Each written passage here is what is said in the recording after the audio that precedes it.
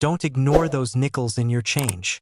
Some Jefferson 5-cent coins from 1948, 1963, and 1969 can be worth far more than face value. Rare mint marks, low mintages, and minting errors make these nickels highly collectible, sometimes selling for hundreds or even thousands of dollars. Check your nickels. You might have hidden treasure. The 1948 Jefferson nickel or 5-cent coin may seem like just another piece of American change that passed through countless hands in the years following World War II, but this particular year in the Jefferson nickel series holds much more significance than most people realize. Beyond its everyday role as a coin worth 5 cents, the 1948 Jefferson nickel has become a favorite among collectors, not only for its place in U.S. coinage history, but also for the intriguing minting errors that have surfaced, transforming what might appear as a humble nickel into a collectible worth hundreds, thousands, and sometimes even tens of thousands of dollars depending on rarity, grade, and demand at auction. The Jefferson nickel series began in 1938, replacing the Buffalo nickel. The new design, created by Felix Schlag, featured the portrait of America's third president, Thomas Jefferson, on the obverse, with the inscriptions "In God We Trust," "Liberty," and the date. The reverse showcases Monticello, Jefferson's famous Virginia home, with the inscriptions "E Pluribus Unum," United States of America, and 5 cents. While the basic design remained the same for decades, small details such as mint marks and striking quality became important distinctions for collectors. BY 1948, America was entering a new post-war era.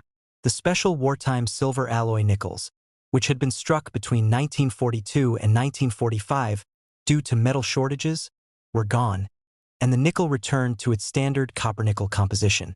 This makes the 1948 issue the first in the fully post-war period, struck in the millions at both the Philadelphia, Denver, and San Francisco mints.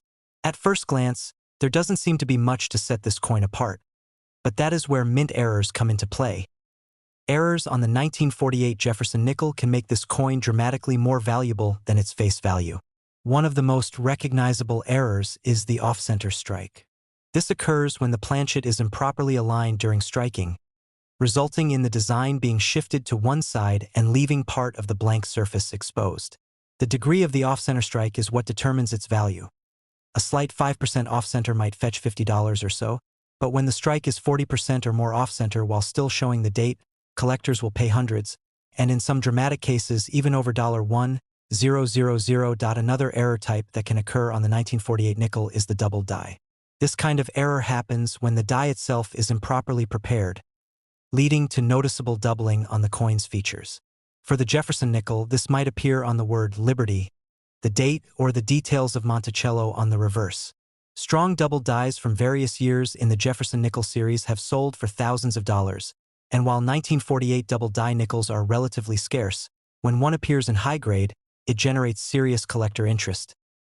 There are also broad strike errors, where the coin is struck outside the retaining collar, causing the nickel to spread out wider than normal and lose its distinct rim. Broad strikes often look unusual enough to immediately catch the eye of collectors, and these coins can sell for $75 to $200 depending on severity. Perhaps the most dramatic errors involve wrong planchets. This happens when a Jefferson nickel design is mistakenly struck on a planchet intended for another denomination. Imagine holding a 1948 nickel struck on a cent planchet, smaller and made of copper, or one struck on a dime planchet, thinner and lighter. These rare accidents create extraordinary collectibles. Wrong planchet errors from the Jefferson nickel series are known to have sold for several $1,000s, often crossing $5,000 to $10,000 when they are authenticated and in good condition. Condition itself is another factor that makes the 1948 Jefferson nickel so interesting. Many of these coins entered circulation and were used for decades, making high-grade survivors in mint condition much harder to find. Collectors place a premium on examples with sharp strikes, full steps on Monticello, and minimal contact marks. Coins graded MS-66 or MS-67 with full steps are especially rare, and they can command thousands of dollars at auction. In fact, some full-step 1948 Jefferson nickels have sold for over $15,000 when graded at the highest levels by PCGS or NGC, proving just how much condition can impact value. Proof-like examples and those with unusual toning also catch the eye of collectors. Brilliant rainbow toning or deep golden hues can transform a standard 1948 nickel into a visually striking piece. And when combined with high grade, these coins often sell for premiums well above typical values. Auction records tell some of the most compelling stories about the 1948 Jefferson nickel. Ordinary circulated examples might bring only a few cents more than face value, but dramatic mint errors, such as large off-center strikes or wrong planchets, have crossed into the 4- and even 5-figure range. One particularly rare full-step 1948 nickel in superb condition sold at a major auction for more than $20,000, showcasing just how high the ceiling can be for this coin when rarity and condition combine. The enduring appeal of the Jefferson Nickel series lies in its balance of accessibility and challenge. Anyone can start collecting Jefferson nickels from circulation, but finding high-grade or error examples becomes a hunt that can span years or even decades. The 1948 issue perfectly illustrates this. It is common enough to find in circulation, yet the rare variations, errors, full steps, and dramatic misstrikes make it a fascinating target for serious collectors. For those who love the thrill of the hunt, the 1948 Jefferson nickel offers an exciting opportunity. Imagine sorting through a jar of old change and spotting an off-center strike or realizing the Monticello on the reverse has a double die effect. That moment of discovery can transform an ordinary nickel into a prize worth hundreds or thousands of dollars. It's the same thrill collectors felt when some of these coins crossed the auction block at jaw-dropping prices. So, the next time you come across a 1948 Jefferson nickel, don't dismiss it as just another piece of old change. Hold it up to the light, examine Jefferson's profile for signs of doubling, look closely at Monticello for those coveted full steps, and check whether the strike looks unusual. While many are worth only a few cents, others can bring hundreds, thousands, or even more depending on grade and error. That is the magic of coin collecting. The chance that even the smallest coin in your hand could hold an extraordinary story of history, rarity, and value. The 1963 Jefferson nickel is one of those coins that most people have probably held countless times in their lives without realizing it could carry a story far richer than its face value. To the average person, it's just 5 cents, part of everyday pocket change, often left at the bottom of a drawer or rattling around in a car cup holder.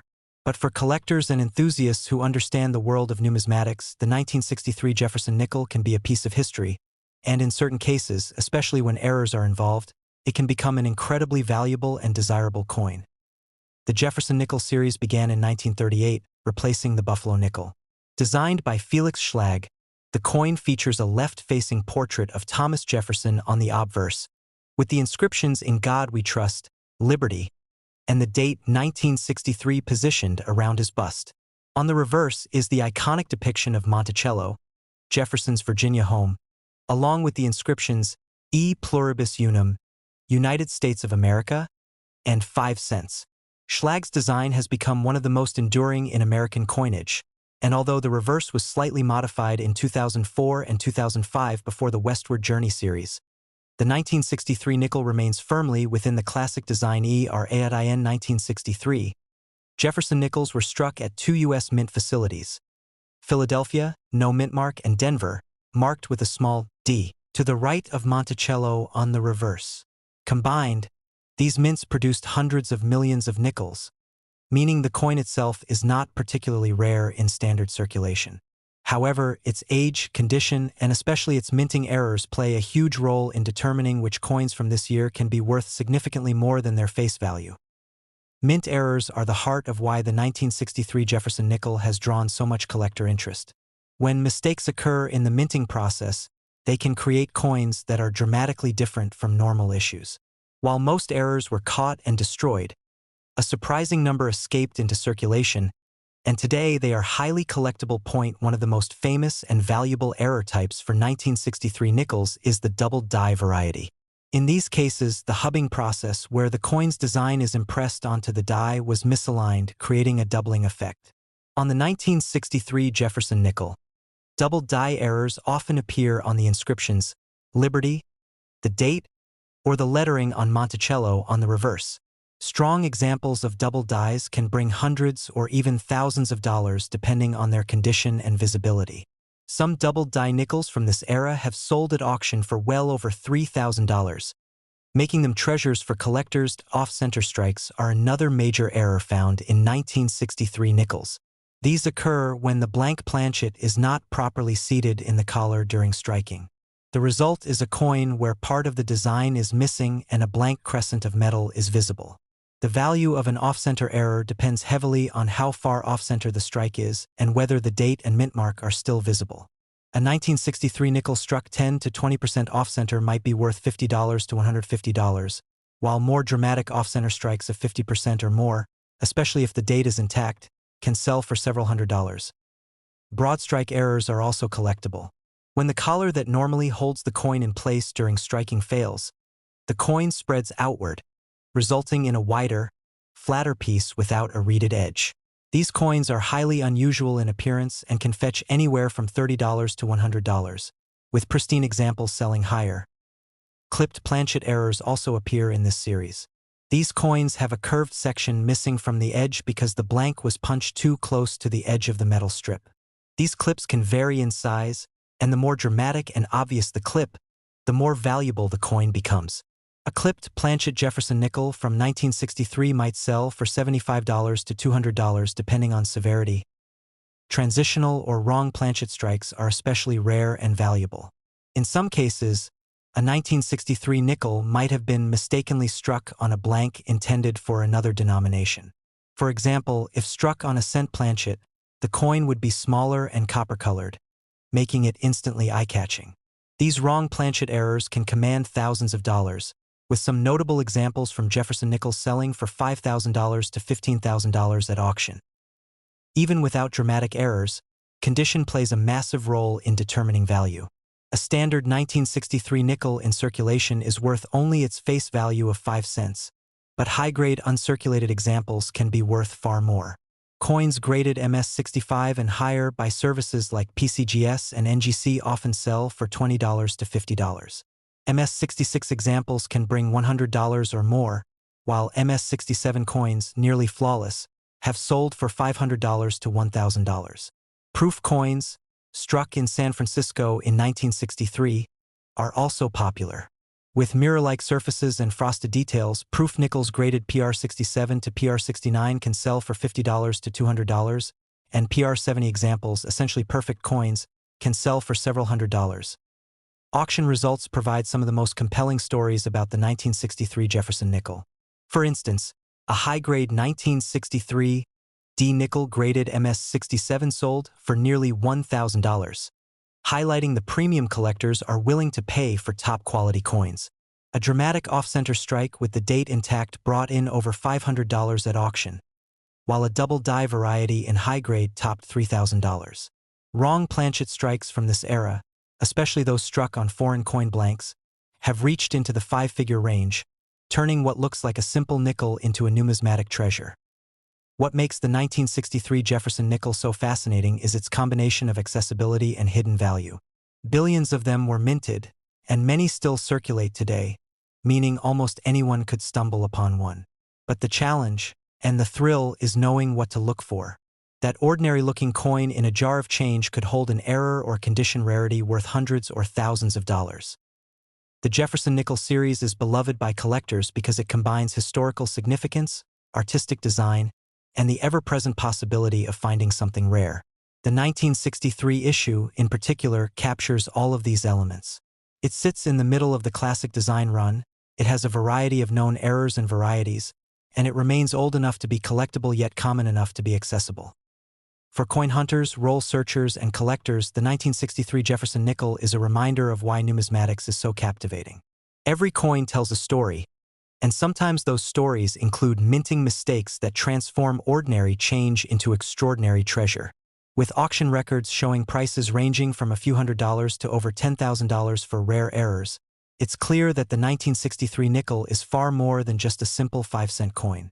It's a piece of history, a piece of art, and in the right circumstances, a piece of fortune waiting to be found. The 1969 Jefferson nickel is one of those coins that millions of Americans handled without ever thinking twice. A simple 5-cent piece, it circulated in pocket change, candy machines, parking meters, and lunch counters across the country. But within this ordinary year hides a fascinating story for collectors and error specialists, because some 1969 Jefferson nickels are anything but ordinary. They carry mint errors that turn them from common coins worth only face value into rare and desirable pieces commanding hundreds or even thousands of dollars at auction. These errors are the reason why seasoned numismatists always tell collectors to check even the most ordinary-looking nickels. The Jefferson nickel itself had been in circulation since 1938, when it replaced the Buffalo nickel. The design was created by Felix Schlag, who won a national competition to design the coin. On the obverse, Schlag depicted Thomas Jefferson facing left, with inscriptions including, "In God We Trust," "Liberty," and the date. The reverse features Monticello, Jefferson's Virginia home, with the inscriptions E Pluribus Unum, United States of America, Monticello, and 5 cents. This design stayed on the coin for decades with only minor modifications, making the 1969 issue instantly recognizable as part of the long-running Jefferson nickel series. In 1969, the Philadelphia and Denver mints struck Jefferson nickels in massive numbers. The Denver mint produced over 202 million nickels, while Philadelphia produced over 123 million. San Francisco struck proof nickels, adding about 2.9 million pieces to the total. With well over 325 million coins minted, the 1969 Jefferson nickel is not rare in its standard form. Circulated examples are plentiful today, and even uncirculated rolls are still available on the secondary market for modest prices. But as collectors know, rarity often lies not in the total number minted but in the unusual survivors, the errors and varieties that slipped through the minting process. One of the most fascinating aspects of the 1969 Jefferson nickel is its mint errors. These are the coins that transform a simple nickel into a numismatic treasure. For example, off-center strikes are among the most collectible. A 1969 nickel struck 40% off-center, where Jefferson's portrait is missing part of his face but the date remains visible, can easily bring $200 to $400 depending on eye appeal. More dramatic examples, where the design is only half present and the rest is blank planchet, can sell for $500 or more. Double strikes are another exciting error type. In these cases, the coin is struck twice by the dies, leaving overlapping or doubled images of Jefferson's portrait or Monticello. These can range from minor doubling that collectors find intriguing to dramatic, highly visible second strikes that make the coin look completely distorted. A bold double-struck 1969 Jefferson nickel could fetch $300 to $600 at auction. Broad strikes are also seen for 1969 nickels. When the retaining collar fails during striking, the coin spreads out beyond its normal size and loses its reeded edge. These coins appear wider and flatter than usual, making them instantly noticeable. Depending on condition and severity, a broad-struck 1969 nickel can sell for $100 to $250. One of the most eye-catching errors is a missing clad layer. Since Jefferson nickels are made of a copper-nickel alloy without an inner copper core like dimes or quarters, this error is rare but dramatic when it occurs. In such cases, the coin can have a washed-out or coppery appearance due to improper bonding of the alloy layers. When authentic, these coins can bring hundreds of dollars, sometimes as much as $700 or more. Wrong planchet errors are perhaps the most dramatic of all. Imagine finding a 1969 Jefferson nickel struck not on a nickel planchet but on a blank meant for a cent, dime, or even a foreign coin. A nickel struck on a cent planchet would be smaller, reddish in tone, and weigh less than the standard 5 grams. These types of errors are highly prized, often bringing $1,000 or more depending on rarity and visual appeal. A 1969 nickel struck on a foreign planchet could fetch even higher amounts, as collectors of U.S. error coins and world coins compete for ownership. Auction records highlight the value potential of 1969 Jefferson nickel errors. An off-center strike graded by NGC sold for nearly $350, while a double-struck example with 2 clear impressions realized more than $500. A wrong planchet error from 1969, where the coin was struck on a blank intended for a dime, sold for over $1,200 in a major auction. These results prove that even modern nickels from the 1960s can carry extraordinary value when struck in error. High-grade regular strikes of the 1969 nickel are also worth attention. Coins graded MS66 or higher by PCGS or NGC are scarce due to weak strikes and heavy circulation. An MS-66 example might sell for $40 to $75, while MS-67 examples, when they appear, can command several $100s. Proofs from San Francisco are more common but still valuable in the highest grades. A PR-70 Deep Cameo 1969 S-proof nickel with perfect frosted devices and mirrored fields can sell for several $100s depending on market demand. The enduring lesson of the 1969 Jefferson nickel is that value often hides in plain sight. While hundreds of millions of these coins were minted and most remain common, the rare survivors with errors or superb condition are the ones collectors covet. It is these unusual examples that spark excitement at coin shows, in auction catalogs, and in the collections of those who appreciate the artistry and unpredictability of minting. So the next time you come across an old Jefferson nickel from 1969, take a close look. Examine the details of Jefferson's portrait.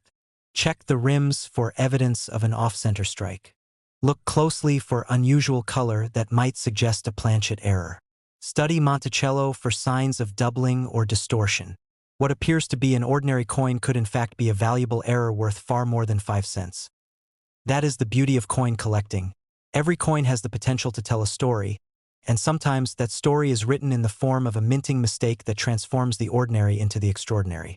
The 1969 Jefferson nickel is a perfect example of how even a common 5-cent piece can hold the promise of discovery and the thrill of hidden treasure.